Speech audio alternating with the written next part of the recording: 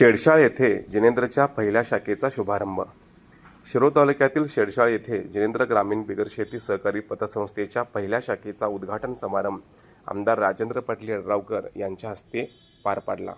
यावेळी केडीसीसी बँकेचे संचालक बाबासाहेब पाटील, सावकार मादनाईक, सौरभ शेट्टी, सरपंच सुनील संगपाळ यांची प्रमुख उपस्थिती होती.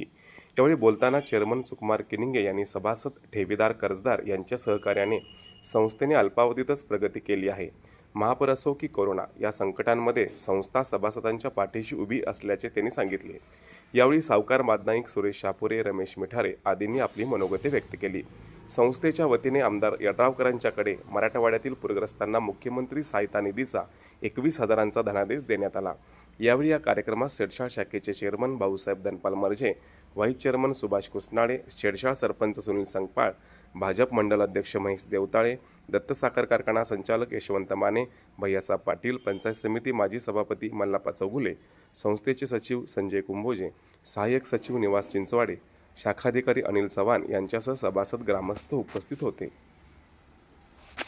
निर्मिती झाल्या त्याला सुद्धा न्याय मिळणं हे तेवढंच क्रमप्राप्त आहे. पण हे करत असताना ह्या सगळ्या परिस्थितीतून जात असताना जेवढी काटकसर आज सुद्धा आपण जर बाकीच्या गोष्टी जर आपण काढल्या, केवळ नुसतं कारखान्यानं मला काय दिलं याच्यापेक्षा सुद्धा कारखान्यात कुठं गैर काय होते का ह्याच्याकडे सुद्धा बघणं हे सुद्धा तेवढं महत्त्वाचं. आज बाकीच्या कारखान्यामध्ये आपल्या परिसरामध्ये चालणाऱ्या कारखान्याची प्रोडक्शन कॉस्ट काय येते, आपल्या कारखान्याची प्रोडक्शन कॉस्ट काय येते, त्यात कुठं काही गफलत आहे का, ह्या गोष्टी हे बघणं अतिशय महत्त्वाचं आहे.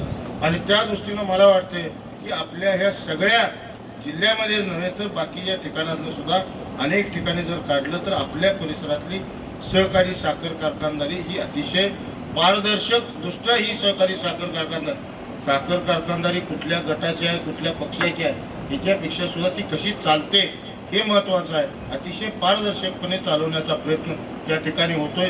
जेवढं सभासदाला न्याय देता येईल, ज्या वेळा अडचणी आल्या, ज्या वेळा FRP देऊ शकत नाही अशी परिस्थिती ज्या वेळा आली, त्यावेळा सुद्धा सहकारी साखर कारखानदारीनं बाहेरनं कर्ज उपलब्ध करून ती FRP ही एक रकमे त्या वेळा देण्याचा प्रयत्न केला आहे.